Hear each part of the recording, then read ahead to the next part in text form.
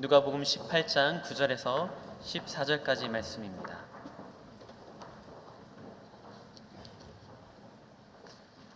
한 절씩 교독하도록 하겠습니다. 자기가 의롭다고 생각하며 다른 사람들은 업신 여기는 몇몇 사람들에게 예수께서 이런 비유를 들려주셨습니다. 두 사람이 기도하러 성전에 올라갔다. 한 사람은 바리새파 사람이었고 다른 사람은 세리였다. 바리새파 사람은 서서 자신에 대해 이렇게 기도했다. 하나님, 저는 다른 사람들, 곧 남의 것을 빼앗는 사람들이나 불의한 사람이나 가늠한 사람과 같지 않고 이 세리와 같지도 않음을 감사합니다. 저는 일주일에 2번씩 금식하고 얻은 모든 냅니다. 그러나 세리는 멀찍이 서서 하늘을 쳐다볼 엄두도 내지 못하고는 가슴을 치며 말했다. 하나님, 이 죄인에게 자비를 베풀어 주십시오. 내가 너에게 말한다. 사람이 저 바리새파 사람보다 오히려 의롭다는 인정을 받고 집으로 돌아갔다. 누구든지 자기를 높이는 사람은 낮아질 것이요 자기를 낮추는 사람은 높아질 것이다. 본문 말씀으로 김영배 목사님께서 말씀 선포해 주시겠습니다.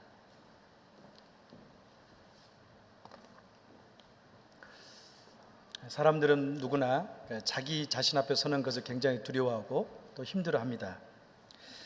그러나 어느 누구도 어떻습니까? 참된 자기 발견 없이는 인생에 어떤 발전이 없는 것이 사실입니다. 우리는 창조적인 삶과 또 열매 맺는 삶, 또 한 가지는 많은 영향이 있는 삶을 살기 원하지만, 그러나 그것은 자기 발견 없이는 불가능한 것을 우리가 잘 알고 있습니다. 신앙은 곧 무엇입니까? 자신 앞에 설 줄 아는 것이 곧 신앙생활을 할 수가 있습니다. 특히 우리는 하나님 믿기 때문에 하나님과 더불어서 자신을 바라보고, 하나님과 더불어 어떻습니까? 하나님 안에 자기를 볼 줄 아는 사람이 인생을 주님 안에 승리할 수 있는 그런 비결을 가지고 있습니다. 믿는 사람은 다른 사람이 아닙니다. 하나님과 더불어 자기를 생각할 줄 알고 또 자기를 발견하면서 어떻습니까? 인생의 의미를 추구하는 사람이 믿는 사람이라 할 수가 있습니다. 그래서 우리 인생에서 가장 중요한 것은 무엇인가요? 참된 자기를 발견할 줄 아는 것이 가장 중요합니다.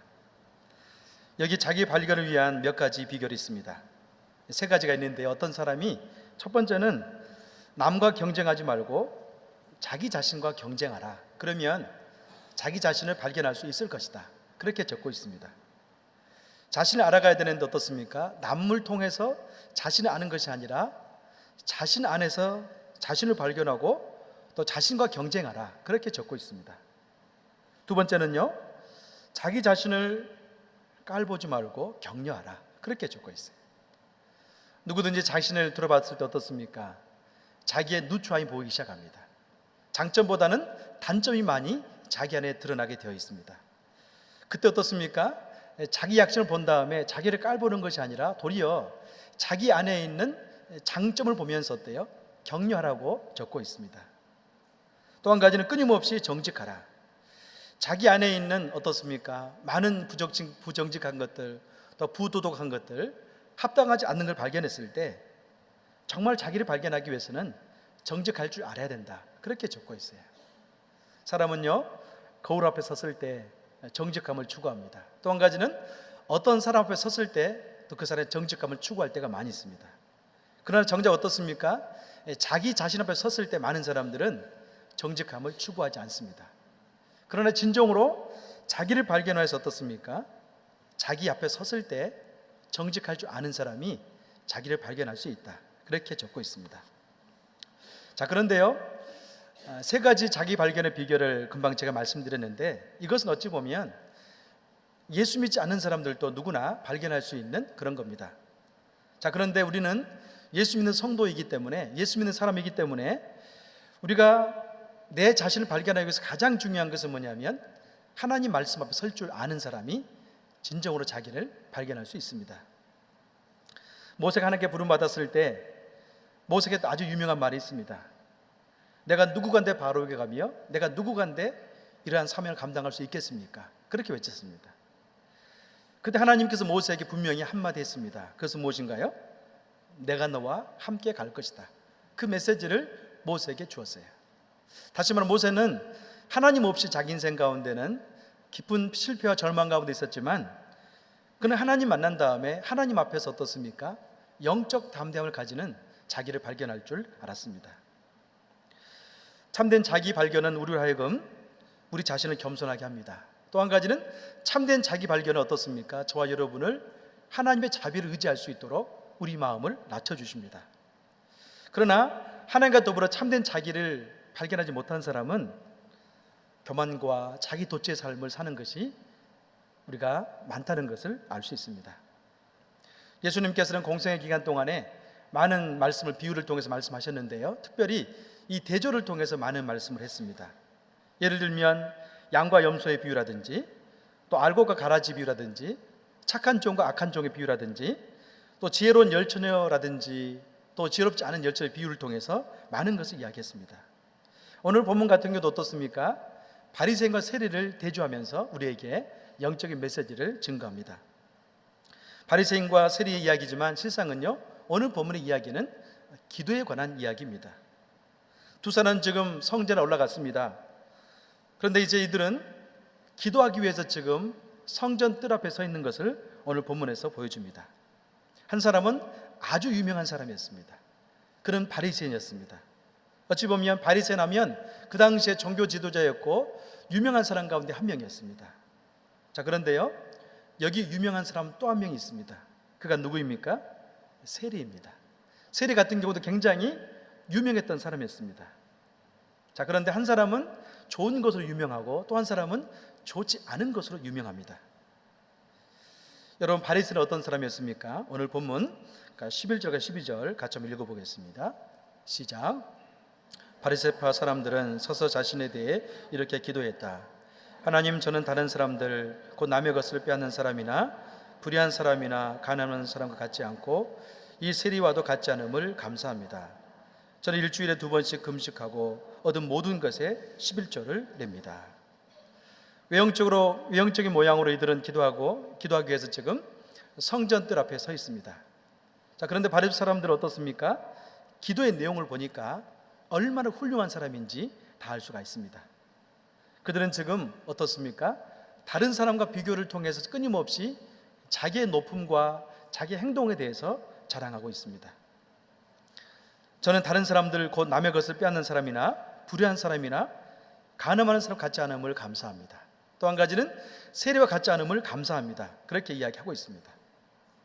여러분, 그런데요, 기도는 무엇입니까? 기도는 어떤 사람과 비교해서 나의 우위를 따진다든지 어떤 사람 비교해서 발견하는 것이 기도가 아닙니다. 자, 또 한 가지 바리새의 특징은 무엇입니까? 지나치게 자기에게 집중된 그런 모습을 보여주고 있습니다. 저는 일주일에 2번씩 금식하고 있습니다. 또 한 가지는 자신의 모든 것에 11조를 드리고 있습니다. 이 모든 것은 하나님 앞에 기도하지만 실상은 자기에게 집중된 그런 표현으로 일관되어 있습니다. 여러분, 예수님께서 당시에 사역하실 때 4개의 파가 있었습니다. 에세네파가 있었고 열심당원이 있었고 또 사두개파가 있었고요, 바리새파가 있었습니다. 자, 그런데요, 예수님께서는 이 4개의 파 가운데 가장 중요하게 여긴 파가 어떤 파일까요? 바리새파였습니다. 다시 말하면 예수님께서는 바리새파 사람들의 가르침과 이 말에 대해서 어느 정도 인정하고 있습니다. 자, 그런데 무엇을 버리라고 이야기하고 있습니까? 행하지 않는 그 믿음을 버리라고 강조하고 있습니다. 사두개파 사람들 같은 경우는 영적인 것을 인정하지 않았습니다. 사후의 세계라든지 천사의 존재라든지 부활의 신앙을 가지지 않았습니다. 반면에 바리새파 사람들은요, 굉장히 영적인 사람이었어요. 이들은 사도의 세계를 인정하고 또 부활을 인정하고 또 천사까지 인정하는 그런 영적인 사람이었습니다. 자, 그런데 재미있는 것은 뭐냐면 예수님께서 이 바리새 사람들을 책망할 때도 있지만 인정한 것도 있다는 거예요. 마태복음 23장 2절과 3절을 같이 한번 읽어보겠습니다. 2절입니다. 시작. 율법학자들과 바리새 사람들은 모세의 자리에 앉아있다. 그러므로 너희는 그들이 말하는 것은 무엇이든지 다 행하고 지켜라. 그러나 그들의 행동은 본받지 말라. 그들은 말만 행하고 행하지 않는다. 아멘. 마태복음에서 예수님 말씀을 보면 분명히 바리새 사람들이 말하고 있는 것은 듣고 행하라고 이야기하고 있습니다. 다시 말해 예수님께서도 바리새파 사람들의 믿음과 또 믿음의 그 본질 어느 정도는 인정하고 있다는 것을 우리가 알 수 있어요. 자, 그런데요, 자세히 보면 이 바리새 사람들이 말만 했지 행하지 않는 그 행동에 대해서는 너희는 본받지 말라, 그렇게 이야기하고 있습니다. 여러분, 우리가 잘 알고 있는 것처럼 어떻습니까? 바리새 사람들은 끊임없이 책망받았지만 실상은 그 안에 좋은 메시지, 또 좋은 그런 믿음의 본질을 가지고 있었습니다. 예수님께서는 오늘 책망함에 있음에도 불구하고 어떻습니까? 바리새 사람들의 그 잘못된 행동에 대해서, 평가에 대해서 우리에게 주의하라고 이야기하고 있습니다. 여러분, 그렇다고 해서 바리새파의 모든 것을 부정하는 것은 결코 아니에요. 여러분, 종종 우리가 그럴 때가 있지 않습니까? 교회 다닐 때 교인 때문에 시험 들 때가 있습니다. 자, 그렇다고 해서 어떤 교인의 위선적인 말과 위선적인 행동 때문에 시험 들었다고 해서 결코 교회가 위선적인 곳은 아니라는 거죠. 교회는 좋은 곳이지만 때로는 교회마저도 고쳐야 될 부분이 있다는 것을 이야기하고 있는 것처럼, 바리새파 같은 경우 좋은 파였지만, 천사를 인정하고 부활을 인정하는 영적인 공동체였지만 버려야 할 것이 있다는 것을 우리에게 보여주고 있습니다. 오늘 본문을 9절을 좀 더 읽어보겠습니다. 9절을 같이 한번 보겠습니다. 9절을 보면 예수님께서 이 바리새 사람들에 대해서 어떻게 지적하고 있는가를 알 수 있습니다. 9절 말씀 함께 읽습니다. 시작. 자기가 의롭다고 생각하며 다른 사람들을 업신여기는 몇몇 사람들에게 예수께서 이런 비유를 들려주셨습니다. 아멘. 예수님께서 한 비유를 말씀하고 있는데 이 비유의 목적은 그것 때문에 그렇습니다. 두 가지 때문에 오늘 비유를 저와 여러분에게 줍니다. 첫 번째는 무엇입니까? 자기를 의롭다고 생각하고 있는 것 때문에 그렇습니다. 여러분, 바리새파의 의로움의 근거는 어디 있습니까? 이것이 바로 오늘 문제가 되고 있습니다. 어떤 거냐면, 그들이 지금 의롭다고 이야기하고 있는데 이 의로움의 근거는 바로 비교의식 가운데 빠져 있습니다. 지금 이들이 성전들에서 기도하고 있는데 성전들 안에는 이방인이 있었습니다. 또 한 가지는 세리들이 그들 가운데 있었습니다. 한참 기도하다 보니까 자기 앞에 세리가 보이는 거예요. 세리가 비교해 봅니다. 나는 11조도 드리고 나도 율법도 지키고 있지만 세리는 전혀 하고 있지 않다는 것을 발견했습니다. 여러분, 비교할 때는요, 대상이 아주 중요합니다. 다시 말하면 자신보다 높은 사람과 비교하면 내가 따라갈 게 있고 내 마음은 낮출 수 있지만, 나보다 못한 사람과 비교하면 어떻습니까? 항상 자기가 잘나 보이죠. 여러분, 우리는 비교할 때 사람과 비교해서는 안 됩니다. 왜 그렇습니까? 하나님은 인생을 만들 때 서로 비교해서 우위를 따지도록 우리를 만들었지 않았기 때문에 그렇습니다.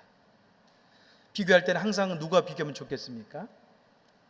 하나님과 비교할 수 없는 존재이지만 우리는 예수님을 바라보면서 내 자신을 볼 수 아는 그런 눈이 있어야 됩니다.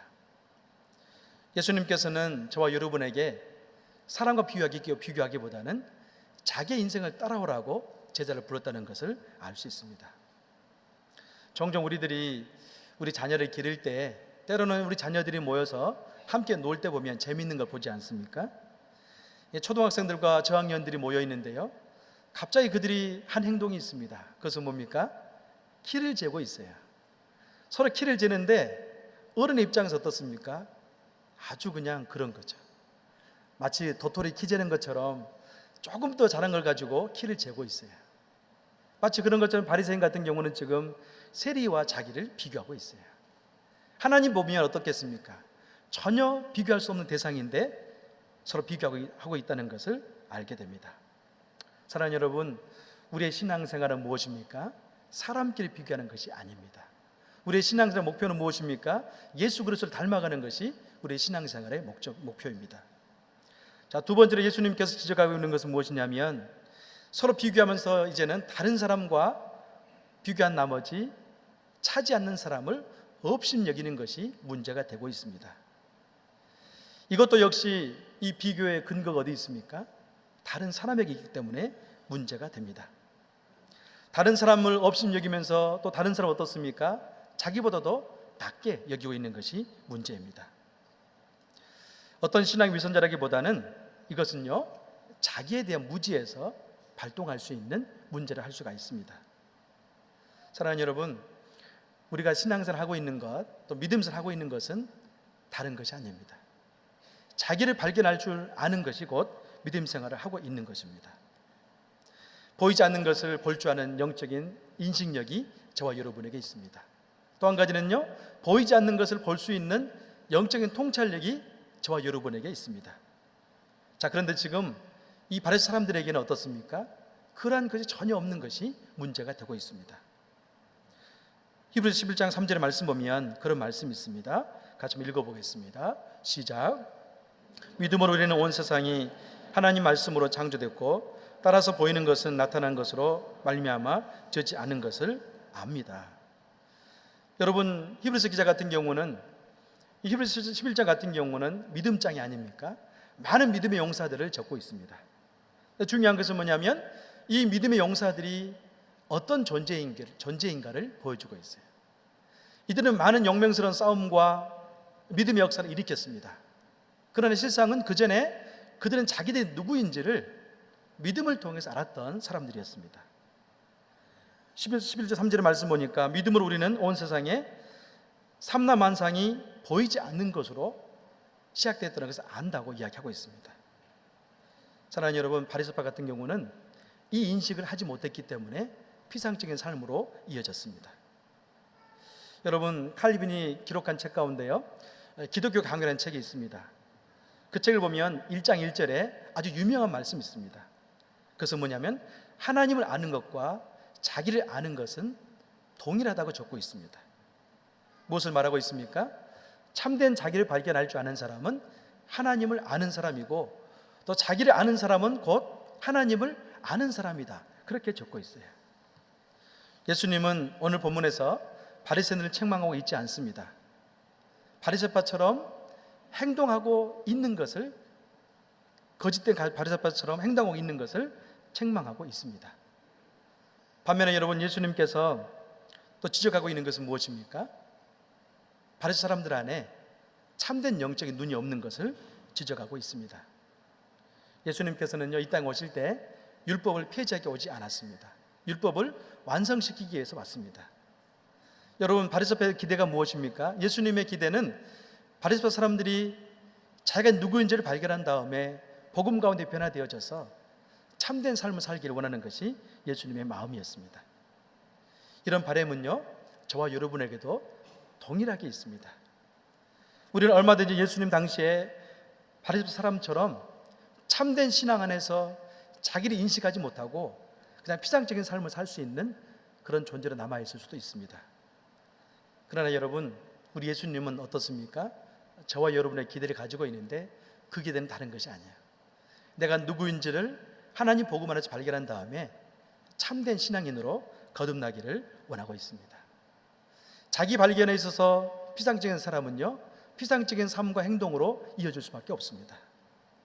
어찌 보면 오늘 본문에서 행동으로만 보면 전혀 바리새인들은 죄인이 아닙니다. 반면에 누가 죄인입니까? 세리가 죄인입니다. 왜냐하면 전혀 의로운 행동이 없기 때문에 그렇습니다. 그러나 예수님은요, 그 의로운 행동이 많았던 바리새파보다는 세리들에게 오늘 인정을 하고 있는 것을 우리가 볼 수 있어요. 13절 말씀을 같이 한번 읽어볼까요? 오늘 보면 13절입니다. 시작.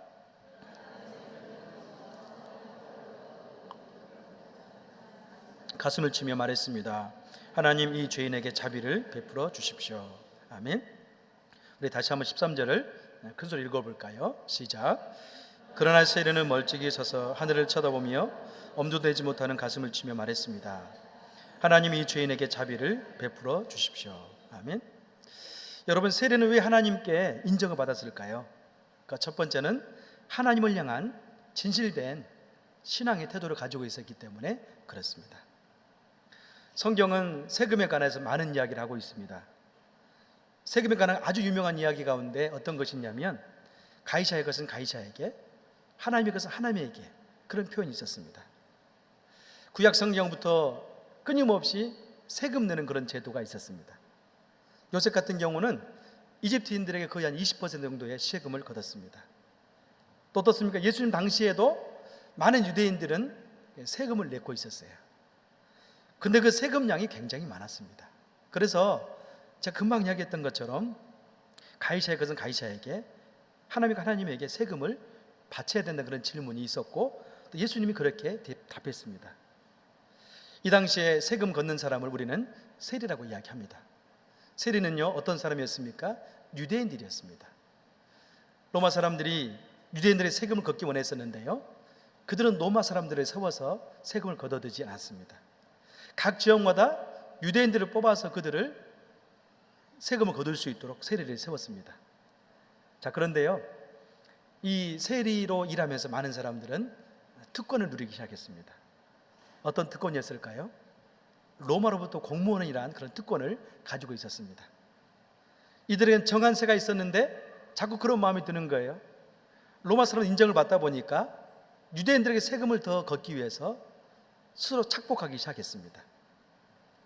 자, 그러면서 어떻습니까? 유대인들에게 이들은 같은 동족이었지만 아주 힘든 사람, 또 한 가지는 마치 죄인처럼 취급받는 그런 존재가 되었습니다. 심지어 이 당시에 세리 같은 경우는요, 법정에 나가면 증인으로 세울 수 없는 그런 존재가 되었습니다. 예수님께서는 사역 중에 가끔 그런 행동 많이 하셨죠. 식사 행동을 많이 하셨는데 식사할 때마다 세리를 초청해서 식사를 같이 하는 그런 경우가 있었습니다. 그때 바리새인들은 철저하게 어떻습니까? 예수님에 대한 오해를 갖고 있었습니다. 정말 예수님이 선지자라면 왜 세리를 초청해서 밥을 먹겠는가? 때로는 선지가 아닐 것이다, 그런 의심을 갖기도 했습니다. 여러분, 전에 우리가 설교 가운데 있었던 잃은 양과 잃은 동전, 잃은 아들 비유 가운데 잃어버린 영혼이 있었는데요, 그 가운데 한 명이 누구인가요? 이방인과 세리이었습니다. 예수님께서는 많은 사람들 정죄했던 세리에 대해서 긍휼한 마음과 자비의 마음을 가지고 있었습니다. 그런데 중요한 것은 뭐냐면 오늘 본문을 보니까 예수님께서 패러다임을 바꿔가고 있습니다.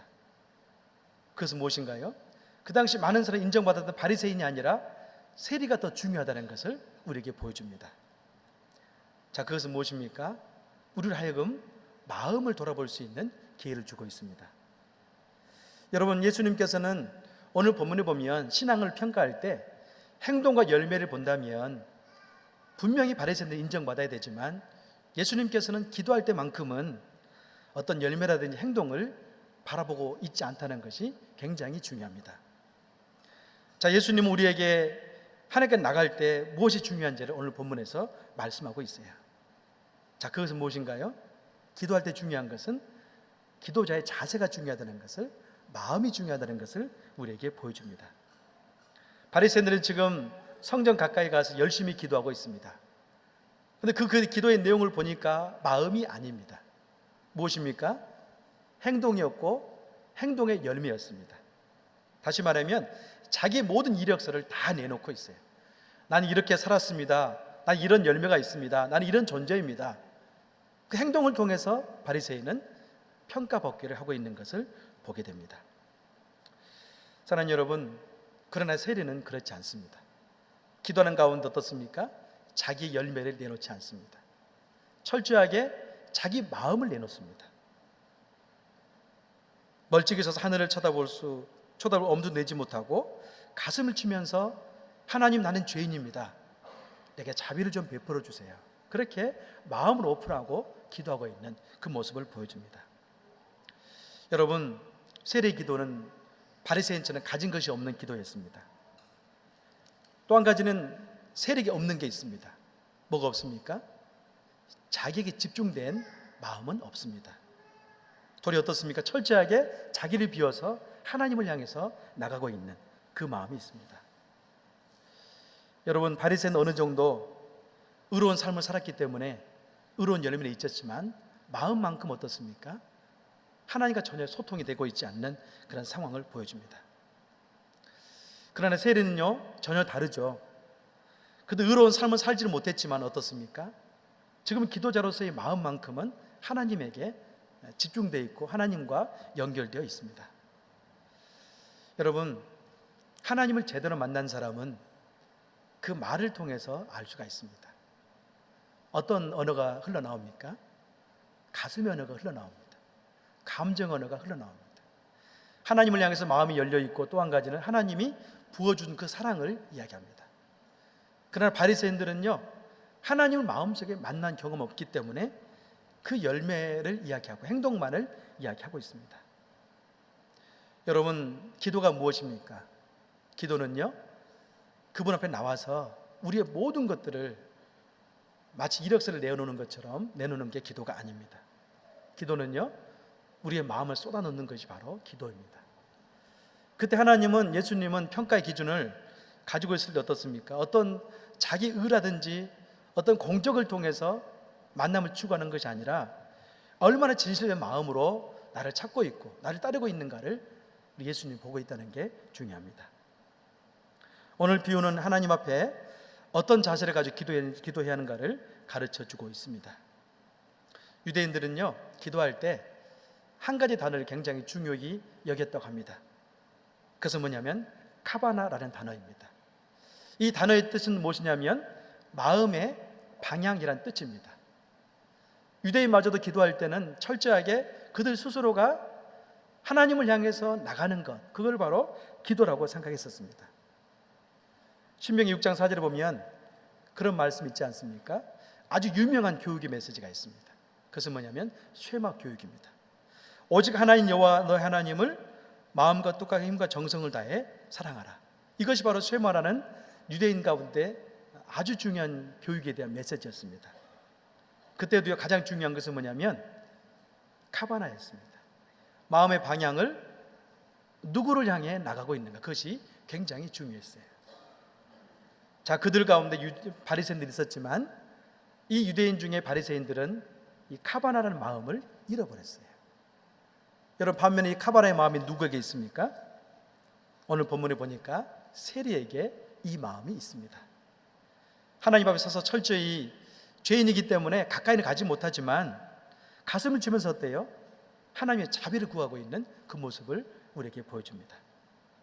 사랑하는 성도 여러분, 하나님의 은혜는 우리의 행위에 따라서 주어지지 않습니다. 여러분, 하나님은 어떻게 주어집니까? 하나님의 은혜는요, 얼마나 우리 마음속에 하나님을 향한 열려있는 마음을 가지고 나오느냐, 거기에 따라서 은혜가 주어집니다. 혹 우리가 세리 같은 죄인일지라도 마치 세리처럼 하나님, 나는 죄인입니다, 당신의 자비가 내게 필요합니다, 그런 마음으로 다가서면 하나님은 저와 여러분에게 은혜를 주실 겁니다. 그럴 반면 어떻습니까? 우리가 신앙의 연수가 굉장히 많이 있고 또 많은 열매가 있을지라도 우리 마음과 전혀 관계없는 어떤 나의 공적이라든지 의를 통해서 그분께 나간다면 우리 또한 잘못된 바리새인처럼 그분과 만남을 이루지 못한 그런 인생을 살 것입니다. 오늘 마지막 14절의 말씀 보면 예수님께서 답을 주고 계십니다. 14절 같이 한번 읽어보겠습니다. 시작. 내가 너에게 말한다, 이 사람이 저 바리새 사람보다 오히려 의롭다는 인정을 받고 집으로 돌아갔다. 누구든지 자기를 높이는 사람은 낮아질 것이요 자기를 낮추는 사람은 높아질 것이다. 아멘. 예수님께 14절 말씀 보면 이제 결론적으로 이야기합니다. 내가 너에게 말한다, 이 사람이 저 바리새 사람보다 더 오히려 의롭다는 인정을 받고 집으로 돌아갔다. 다시 말하면 오늘 기도의 결론은 그겁니다. 세리가 하나님 앞에 인정받고 나갔다고 말씀하고 있습니다. 여러분, 우리 인생 가운데 큰 영적 과제는 무엇입니까? 참된 자기를 발견한 것이 라고 말씀하고 있습니다. 언제 우리는 참된 자기를 발견할 수 있을까요? 하나님을 제대로 만났을 때 그때부터 자기에 대한 눈이 뜨이기 시작합니다. 하나님 앞에, 그 임재 앞에, 그분의 빛 앞에 서면요, 저와 여러분은 스스로 이야기합니다. 내가 얼마나 죄가 많은가를 이야기합니다. 또 한 가지는요, 얼마나 내가 많은 사람들 앞에서는 서 있지만 정말로 볼품이 없는 인생인가를 그때부터 알기 시작합니다. 그런 사람은 스스로 어떻습니까? 자기를 낮추기 시작합니다. 그러면서 주님과 더불어서 승리하는 삶을 살게 됩니다. 예수님께서는 제자들을 부르셨죠. 근데 제자들을 부르셨는데요, 그 자리가 어떤 자리입니까? 자기를 발견하는 자리로 제자들을 불렀습니다. 그 가운데 바울의 부르심도 똑같습니다. 바울 같은 경우도 어떤 자리를 불렀습니까? 자기를 발견하는 자리로 예수님 바울을 불렀습니다. 그래서 바울은 자기를 발견한다 그렇게 고백합니다. 나는 죄인 중에 괴수입니다. 오라, 이 사망의 몸에서 누가 나를 건져내랴. 바울은요, 진짜로 하나님 만난 다음에 자기를 발견하고 그런 고백을 했어요. 이 사망의 몸에서 누가 나를 건져내라. 내가 알고 보니까 나는 죄인 중에 괴수였다. 이 고백 안에 뭐가 있습니까? 하나님의 은혜가 그 안에 들어가 있습니다. 사랑하는 성도 여러분, 참된 자기를 발견하는 자가 영적인 사람이고 또 영적인 성숙을 통해서 많은 열매를 거둘 수가 있습니다. 어떻게 가능합니까? 하나님 앞에 마음의 문을 열고 나가는 자가 주님을 만날 수가 있습니다. 여러분, 열매가 많이 있지 않아도 괜찮습니다. 또 한 가지는 내가 예수 믿게 되었는데요, 예수 믿고 교회에 나왔는데 내 인생에 나이가 너무나 많아요. 젊은 날을 많은 곳에 허비하고 말았습니다. 그것도 중요하지 않습니다. 연세와도 관계없습니다. 우리 마음이 주님을 향해 열려 있다면 그 인생은 주님과 더불어서 영생을 소유할 수 있고 또 미래에 어떻습니까? 창조적인 삶을 살 수가 있습니다. 저는 우리 안에 이런 영적인 은혜가 있기를 주의 이름으로 축원합니다. 열매를 가지고 그분께 나갈 수 없습니다. 우리의 깨어진 마음, 열린 마음을 통해 우리는 그분께 나가서 그분을 만날 수가 있습니다. 같이 기도하겠습니다.